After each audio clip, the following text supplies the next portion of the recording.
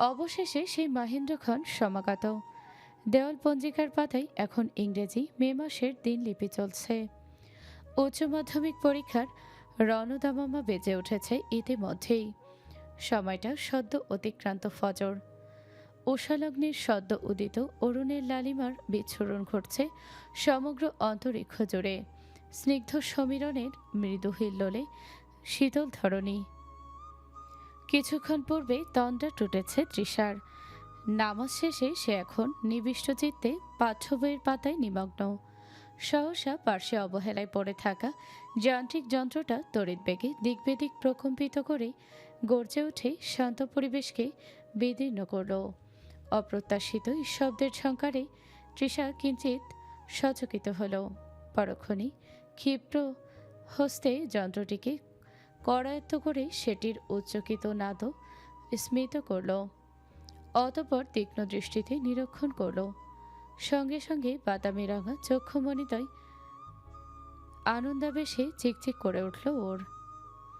তৎক্ষণাৎ ফোনটা রিসিভ করেই ও তড়িৎ বেগে বলল, হ্যাঁ, হ্যালো। কেমন আছেন? সরি, আসসালামু আলাইকুম। তৃষার কণ্ঠে ফুটে ওঠা সেই ব্যাকুলতা আর ভুলের সংমিশ্রণ ফোনের ওপাশে আর্যর কর্ণগোচর হতেই ওর ওষ্ঠাধরে এক চিলতে স্নিগ্ধ হাসির রেখা ফুটে উঠল। ও কয়েক সেকেন্ড নীরব থেকে অত্যন্ত ধীর ভরাট কণ্ঠে উত্তর দিল, ওয়ালাইকুম আসসালাম। পরীক্ষার দিন সকালে এত উত্তেজিত থাকলে তো চলবে না মিসেস আরজু এহসান। মাথা ঠান্ডা রাখুন। তৃষা লজ্জায় নিজের ওষ্ঠধর দংশন করল। কোনো মতে নিজেকে সামলে নিয়ে বলল, আসলে আপনার ফোন আসবে ভাবিনি। মানে এত সকালে আপনি বোধহয় খুব ব্যস্ত ছিলেন। আর্য এবার কিঞ্চিত হালকা মেজাজে বলল, ব্যস্ততা তো থাকবেই, কিন্তু আজ আমার স্বপ্নবিলাসী মেহেমের জীবনের বড় একটা যুদ্ধ শুরু হতে যাচ্ছে। তাই সব ফাইল আপাতত ড্রয়ারে তালাবদ্ধ করে রেখেছি। So are you ready for the battle? Trisha জানালার বাহিরে রাঙা আসমানের পানে চেয়ে মৃদু হাসল। আর্যর এই দমি সম্বোধনটা ওর বড্ড মধুর লাগে। ও বলল, প্রিপারেশন তো মোটামুটি ভালো, কিন্তু ভয় লাগছে যদি সব ভুলে যাই। ভুলে যাওয়ার কোনো প্রশ্নই আসে না। তুমি যতটা মেধাবী তার চেয়েও বেশি পরিশ্রমী। Just relax. আর হ্যাঁ, সাথে করে সব ডকুমেন্টস নিয়েছো তো? Admit card, registration. তৃষা ফোনের ওপাশে মাথা নাড়ল, যেন আর্য ওকে দেখতে পাচ্ছে। ও গুছিয়ে রাখা ফাইলটার দিকে একবার চোখ বুলিয়ে বলল, হ্যাঁ, সব চেক করেছি, সব ঠিক আছে। গুড। আর শোনো, পরীক্ষার হলে গিয়ে কারো দিকে তাকানোর দরকার নেই। আর বকবকানির স্বভাব, ওটা অন্তত 3 ঘন্টা বন্ধ রেখো। কিছুদিন পর আমি আসলে সব কথা আমার সঙ্গেই বলো না হয়। কোশ্চেন পেপার হাতে পেলে আগে বিসমিল্লাহ বলে শুরু করবে। মনে রেখো, তোমার ক্যাপ্টেন সবসময় তোমার পাশে আছে। তৃষার বুকের ভেতরটা এক অদ্ভুত প্রশান্তিতে ভরে উঠল। ও নরম গলায় শুধালো, আপনি কবে ফিরবেন? আর্যর ওপাশে ইঞ্জিনের মৃদু গর্জন কর্ণগোচর হচ্ছে। ও দীর্ঘশ্বাস ফেলে বলল, এখনো অনেক পথ বাকি তৃষা। তবে তোমার পরীক্ষা শেষ হওয়ার আগেই আমি ফেরার চেষ্টা করব। আপাতত নিজের ওপর ফোকাস করো। আর হ্যাঁ, পরীক্ষা দিয়ে এসে আমাকে ডিটেলস ফিডব্যাক দেবে। আইল be waiting for your text. Trisha কিঞ্চিত দুষ্টুমি করে বলল, ও আচ্ছা, তার মানে মিস্টার সিলিং কিং আবারও অ্যাক্টিভ হচ্ছেন। আমি তো ভেবেছিলাম পরকীয়া ছেড়ে আপনি এখন সাধু হয়ে গিয়েছেন। আর্য এবার অস্ফুট স্বরে হাসল। ওর সেই হাসিটাই তৃষার হৃদস্পন্দন কয়েক মুহূর্তের জন্য থামিয়ে দিল যেন। আর্য মৃদু যোগে বলল, নিজের বউয়ের সাথে পরকীয়া করার মজাটাই আলাদা। যাই হোক, খেয়ে বেরিয়েও আর সাবধানে যাতায়াত করবে। All the best for today. Trisha অস্ফুট স্বরে বলল। ধন্যবাদ।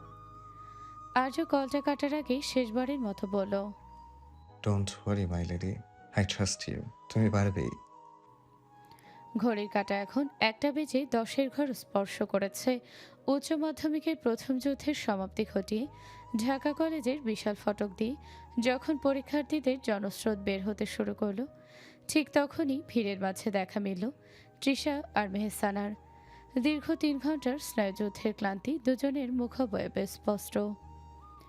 মেহসানা তৃষার কাঁধে হাত দিয়ে হাঁপাতে হাঁপাতে বলল, উফ, তৃষা, ওই 4 নম্বর সৃজনশীলটা যা পেঁচানো ছিল না, আমি তো ভেবেছিলাম আর মেলাতেই পারবো না। তোর কি অবস্থা বলতো? সব শেষ করতে পেরেছিস? তৃষা ব্যাগের চেনটা টেনে অ্যাডমিট কার্ডটা সযত্নে ভেতরে রাখতে রাখতে হাসি মুখে জবাব দিল। আলহামদুলিল্লাহ মেহু, পরীক্ষা বেশ ভালো হয়েছে। আসলে ওই প্রশ্নটা একটু ঘুরিয়ে দিয়েছিল ঠিকই, কিন্তু ঠান্ডা মাথায় ভাবতেই উত্তরটা মাথায় চলে আসছিল। দুজনে গল্প করতে করতে মূল ফটকের কাছাকাছি আসতেই তৃষার নজর পড়ল একটু দূরে দাঁড়িয়ে থাকা চেনা মুখগুলোর দিকে। আর্যর বাবা মা আর ছোট টুইঙ্কেল লজেন্স হাতে প্রখর রোদে দাঁড়িয়ে তৃষারই অপেক্ষা করছিল। ওপাশে আর্যর ড্রাইভারও গাড়ি নিয়ে প্রস্তুত। তৃষাকে দেখা মাত্রই আর্যর বাবা একগাল হেসে হাত নাড়লেন। মেহসানা ফিসফিস করে বলল, তোর তো জবরদস্ত কারবার দোস্ত, পুরো ফ্যামিলি দেখিয়ে তোকে রিসিভ করতে চলে এসেছে। যা, এখন একটু আদর যত্ন খেয়ে নে। তৃষা এগিয়ে যেতেই জাহানারা বেগম পরম মমতায় ওর কপালে হাত দিয়ে শোধালেন। কেমন হলো রে মা পরীক্ষা? শরীর ঠিক আছে তো? রোদে মুখটা একদম লাল হয়ে গিয়েছে। তৃষা ওনার হাত জড়িয়ে ধরে শান্ত স্বরে বলল, খুব ভালো হয়েছে মা। তোমরা এত কষ্ট করে কেন এলে এই রোদে? আমি তো একাই যেতে পারতাম। আর্যর বাবা চশমাটা ঠিক করে স্নেহ মাখা স্বরে বললেন,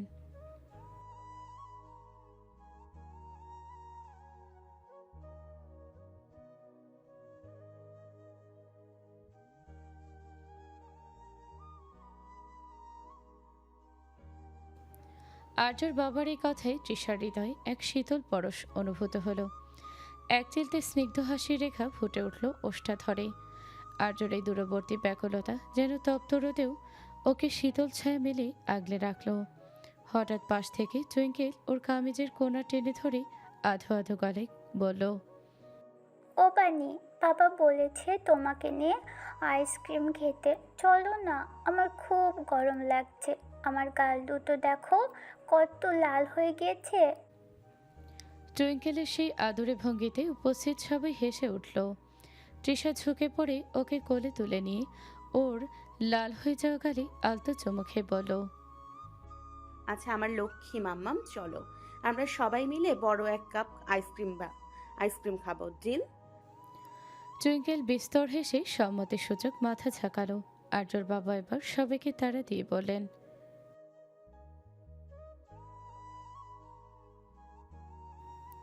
সবাই মিলে গাড়ির দিকে অগ্রসর হলো। গাড়িতে উঠে তৃষা এক ঝলক ফোনে নোটিফিকেশন চেক করলো। সেখানে শুধুমাত্র আর্যরই একটি খুদে বার্তা জলজল করছে। Mrs captain, exam done. Now take a deep breath and stay happy my. অসমাপ্ত হলেও আর্যর এই ছোট্ট বার্তাখানি যেন তপ্ত মোড়ের বুকে এক পশলা শ্রাবণধারা হয়ে নেমে এলো তৃষার হৃদয়ে। ফোনের কাচের পাতায় ভেসে ওঠা অক্ষরগুলো ওষ্ঠা ধরে লেপে দিল এক চিলতে লাজুক হাসির প্রলেপ। আনন্দাশ্রুত ভিজে উঠল নেত্রপল্লব। এক নিবিড় আবেশে ও নিজের অজান্তে বিড়বিড়িয়ে পড়ল, এই মিস ইউ ব্যাডলি ক্যাপ্টেন। তৃষারা চলে যাওয়ার পর মেহসানা নিজের ওড়নাটা সামলে নিল। তপ্ত মধ্যাহ্নে চারপাশ খা খা করছে। মাথার উপর সূর্যটা যেন আগুনের পিণ্ড হয়ে বসে আছে। ও যখন কলেজের গেট পেরিয়ে ফুটপাত দিয়ে ধীর পায়ে এগোতে যাবে, ঠিক তখনই কান ফাটিয়ে প্রচণ্ড শব্দে ব্রেক কষে একটি ধবধবে সাদা রঙের বিলাসবহুল গাড়ি ওর ঠিক সামনে এসে থামল। আকস্মিক এই ঘটনায় মেহসানা থতমত খেয়ে দুকদম পিছিয়ে গেল। ধুলোবালির ছাপটায় ওর চোখ দুটো কিঞ্চিত সংকুচিত হলো। ও অত্যন্ত বিরক্ত হয়ে ভ্রুকুচকে পাশ কাটিয়ে যেতে উদ্যত হতেই গাড়ির দরজা খুলে গেল। গাড়ি থেকে বেরিয়ে এলো এক দীর্ঘদেহী পুরুষ। পরনে নেভি ব্লু পলো শার্ট আর খাকি রঙের গ্যাবার্ডিন প্যান্ট, চোখে কালো রোদ চশমা, যার কাচের আড়ালে ওর চাহনিটা ঠিক বোঝা না গেলেও সেই চিরচেনা তেরা মেজাজের উপস্থিতি টের পেতে মেহসানার এক মুহূর্ত সময় লাগলো না। আজের নিজের চশমাটা এক আঙুলে সামান্য নামিয়ে তেরছাভাবে মেহসানার দিকে তাকালো। সূর্যের আলো ওর চুলে পড়ে এক অদ্ভুত দ্যুতির সৃষ্টি করেছে। আদ্রিয়ান আলস্য ভরে গাড়ির বনেটে হেলান দিয়ে দাঁড়িয়ে পকেট থেকে চাবির রিংটা ঘোরাতে ঘোরাতে খুব গম্ভীর স্বরে বলল, কি হলো মিস সাউন্ড বক্স? রোদে পড়তে পড়তে কি চোখের পাওয়ার একদম জিরো হয়ে গেল? সামনে জলজন্ত একটা মানুষ দাঁড়িয়ে আছে, আর আপনি অন্ধের মতো পাশ কাটিয়ে চলে যাচ্ছেন। মেহসানাও দাঁত কিনমির করে নিজের ওনার খোঁটটা শক্ত করে চেপে ধরল। তবে রণচণ্ডী রূপটা ধারণ করলো না আজ। গজগজ করতে করতে বলো, আপনি এখানে মাঝ দুপুরে কি রাস্তাঘাটে মানুষের অ্যাক্সিডেন্ট করানোর কন্ট্যাক্ট নিয়েছেন নাকি? আর আমার চোখের পাওয়ার নিয়ে আপনাকে ভাবতে হবে না মিস্টার ল্যাম্পপোস্ট। আদ্রিয়ান এবার বাঁকা হাসলো। চশমাটা পুরোপুরি খুলে শার্টের কলারে ঝুলিয়ে রেখে ও এক কদম এগিয়ে এলো মেহসানার দিকে। ওর সে তীক্ষ্ণ আর গভীর চাহনি দেখে মেহসানা অবচেতনভাবেই এক পা পিছিয়ে গেল। আদ্রিয়ান নিচু স্বরে বলল, সেটা তো ঠিক। আপনার চোখের পাওয়ার নিয়ে ভাবার জন্য তো এখন আপনার ফিয়ন্সে আছেই। তা কোথায় সে? তাকে তো দেখছে না। সে কি আপনাকে নিতে আসেনি মিস? মেহসানা ভালোভাবেই বুঝলো আদ্রিয়ানের খোঁচাটা।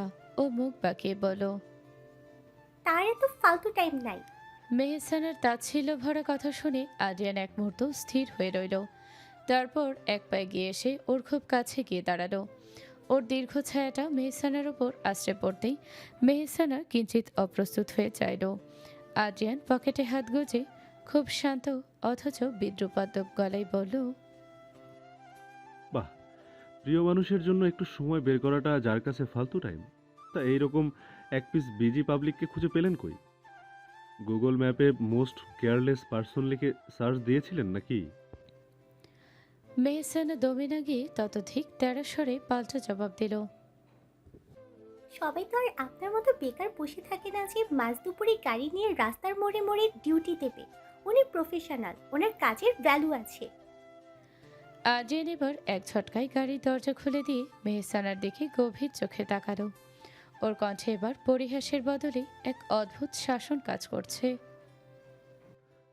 কাজের ভ্যালু তো আমারও আছে মিস সাউন্ড বক্স, কিন্তু আই গেস এই কাঠফাটা রোদে আমার ফিউচার পেশেন্টকে স্ট্রোক করে রাস্তায় পড়ে থাকতে দেখার চেয়ে আমার ফালতু সময়টা গাড়ির এসিতে ইনভেস্ট করা অনেক বেশি লজিক্যাল।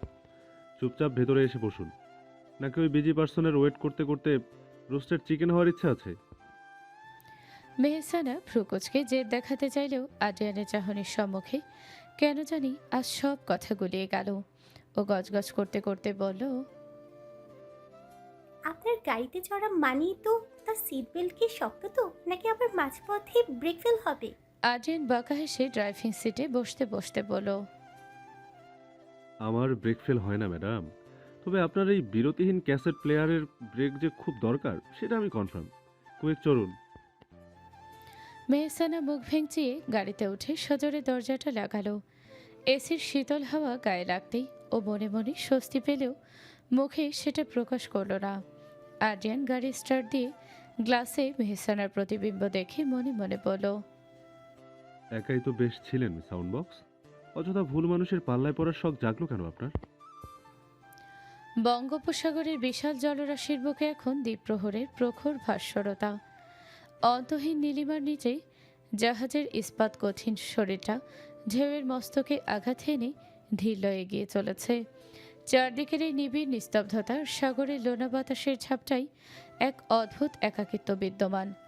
আর্য হেসান এখন তার কর্মস্থলে সবচাইতে গুরুত্বপূর্ণ স্থান নেভিগেশন ব্রিজে দাঁড়িয়ে।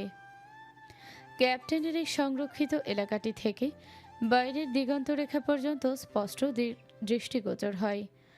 আজও ব্রিজের সামনে রেলিংয়ে দুহাত রেখে সাগরের ফেনিল উর্মিমালার দিকে চেয়েছিল।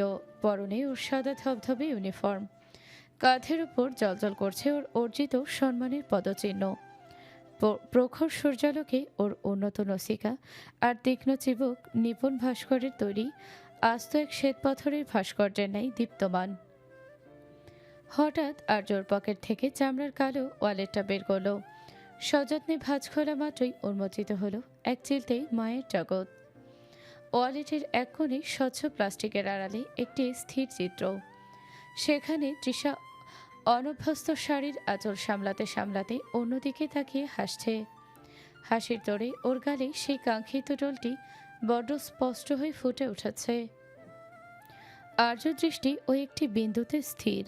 ওর সেই কঠিন ভাবলেশহীন চোখে এখন এক সমুদ্র সমান মুগ্ধতা আর অব্যক্ত অনুরাগ। ও আঙুলের ডগা দিয়ে ছবির ওপর তৃষার সেই টোল পড়া গালটি আলতো করে স্পর্শ করল। আকস্মিক কাঁধে এক বলিষ্ঠ স্পর্শ অনুভূত হতেই আর্যর নিমগ্নতা ভঙ্গ হলো। ওর দীর্ঘদিনের সহকর্মী এবং ঘনিষ্ঠ বন্ধু ফারহান পাশে এসে দাঁড়িয়েছে। আর্য দ্রুত ওয়ালেটটা বন্ধ করার চেষ্টা করলেও ফারহানের তীক্ষ্ণ নজর এড়িয়ে যেতে পারেনি। ফারহান এক চিলতে কৌতুক মাখা হাসি নিয়ে আর্যর দিকে তাকিয়ে মৃদুস্বরে শুধালো,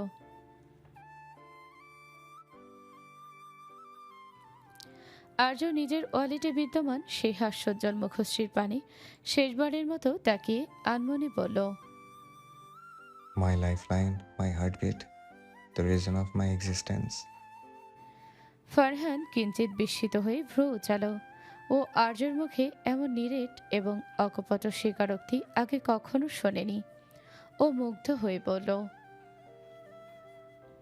ফারহানের বিস্ময়মাখা প্রশ্নের উত্তরে আর্য সাগরের দিগন্ত বিস্তৃত নীলিমার দিকে তাকিয়ে ওয়ালেটটা পকেটে রাখতে রাখতে ধীর স্থির কণ্ঠে বলল, ভালোবাসা শব্দটা তো আজকাল বড্ড এক্সপায়ার্ড শোনায় ফারহান।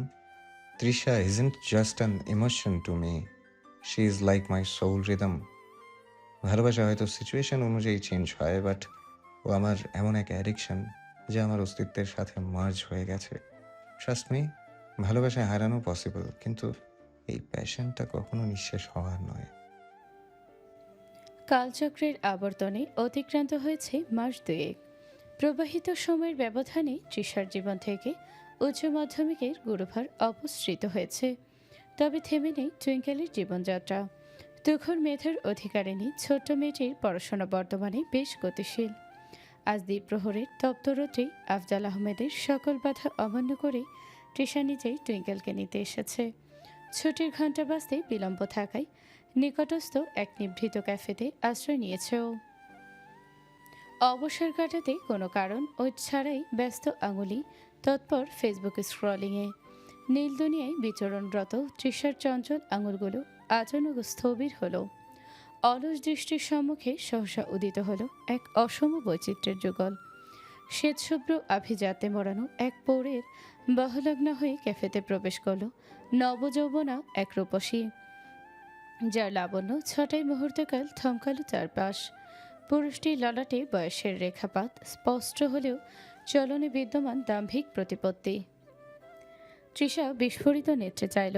পাশ্চাত্য সাংস্কৃতিক সংজ্ঞা অনুসারে এনাকে বোধহয় সুগার ড্যাডি বলা হয়। বর্তমান বাংলাদেশে পাশ্চাত্য সংস্কৃতি এই ছোঁয়া ছড়িয়ে পড়লেও সচরাচর দেখা মেলে না। তৃষাও আজ প্রথমবারের মতো চোখের সামনে এমন দম্পতি দেখছে। ও কিঞ্চিত বিস্মিত। হুট করে ধন্যাঢ্য পৌর ব্যক্তিটি হঠাৎ পকেটে হাত দিয়ে বিড়বিড়িয়ে কি যেন বললেন। সম্ভবত তার মানিব্যাগটি তিনি গাড়িতেই ফেলে এসেছেন। উনি পাশে থাকা রূপসী মেয়েটির কানে ঝুঁকে কিছু একটা বলতেই মেয়েটি বিরক্তি মাখা দৃষ্টিতে একবার তার দিকে চাইল। পৌর ব্যক্তিটি তড়িঘড়ি করে বাহিরে বেরিয়ে গেলেন, সম্ভবত গাড়ি থেকে ওয়ালেট উদ্ধার করতে। মেয়েটি এবার একা। ওর পরনের দামি পোশাক আর উগ্র মেকআপে আভিজাতের চেয়ে দাম্ভিকতায় বেশি প্রকাশ পাচ্ছে। ও চারদিকে একবার সন্ধানী দৃষ্টি বোলালো, তারপর ধীর পায়ে তৃষার টেবিলের দিকে এগিয়ে এলো। তৃষা খানিকটা অপ্রস্তুত হয়ে নিজের ব্যাগটা গুছিয়ে নিল। মেয়েটি তৃষার একদম সামনে এসে দাঁড়িয়ে পাত্তা না দেওয়ার ভঙ্গিতে তৃষার দিকে তাকিয়ে খুব শীতল কণ্ঠে শুধালো, এক্সকিউজ মি, আমি কি এখানে বসতে পারি? অন্য সব টেবিল প্রায় অকুপাইড। তৃষার স্বভাবজাত সরলতায় এক চিলতে মিষ্টি হাসি ঠোঁটের কোণে ঝুলিয়ে বলল, হ্যাঁ অবশ্যই, বসুন না। মেয়েটি ধন্যবাদ দেওয়ার প্রয়োজন বোধ করল না। ও শব্দ করে চেয়ার টেনে বসে নিজের ডিজাইনার হ্যান্ডব্যাগটা টেবিলের ওপর দর্পের সাথে রাখল। তৃষা কৌতূহলী হয়ে আবারও শোধালো, আপনি কি এই এলাকাতেই থাকেন? আসলে আপনাকে এর আগে কখনো এদিকে দেখিনি তো। মেয়েটি তৃষার আপাদমস্তক একবার পরখ করে একটা বাঁকা হাসি দিয়ে খুব অবজ্ঞার সরে বলল, এলাকা? আমি সচরাচর এমন লোকাল ক্যাফেতে আসি না। ডার্লিংয়ের খুব ইচ্ছে হলো, একটা চেঞ্জ দরকার, তাই আসা। ও আচ্ছা। বাই দ্য ওয়ে, তুমি এখানে কি করছো? ডোন্ট মাইন্ড, বাট তোমাকে বেশ ছোট লাগছে। আর একা এসেছো তাই। আমার মেয়ের কিন্ডারগার্টেন পাশেই, ছুটি হতে এখনো দেরি আছে, তাই ওয়েট করছি।